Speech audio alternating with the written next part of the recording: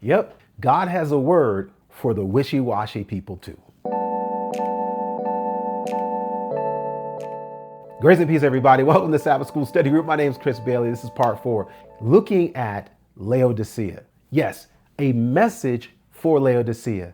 I know a lot of you may be familiar with Revelation, and when we think about Laodicea, you think automatically, oh yeah, those were the folks that they weren't hot, they weren't cold, but they were lukewarm.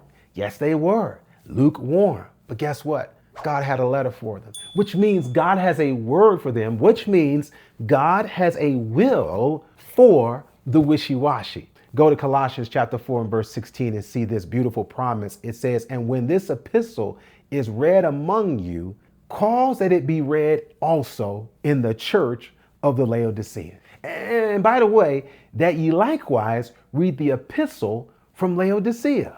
God says, what I'm giving you, make sure you give it to Laodicea. And then what I've given to Laodicea, make sure you look at that too. God has a word for the lukewarm. God has a word for the wishy-washy, because whenever somebody is dealing with a storm, if you're even in the water and you're at risk of drowning and you're being thrown to and fro and cast up and down out of the water, you're looking for something stable, like an anchor.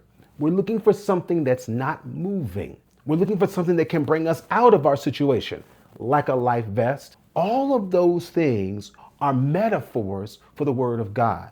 God has a word for people who are not stable. In fact, what God has written for you, he's written it for you in your instability. Let's say it this way.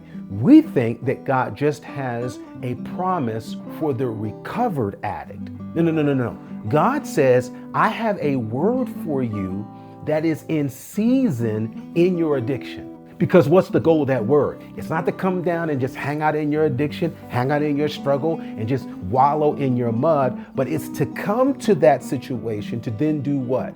Create stability outside of that situation. That's the victory. That's the change. And that's the choice that we make when we choose to read what God says to the wishy-washy. Because by the way, the wishy-washy, that's you and that's me. Hey, if this was a blessing to you, we want to go deeper. We want to go longer on this. And if you want to catch this study and all 5 parts of this series together, you can do it all. Look here, find it in one video.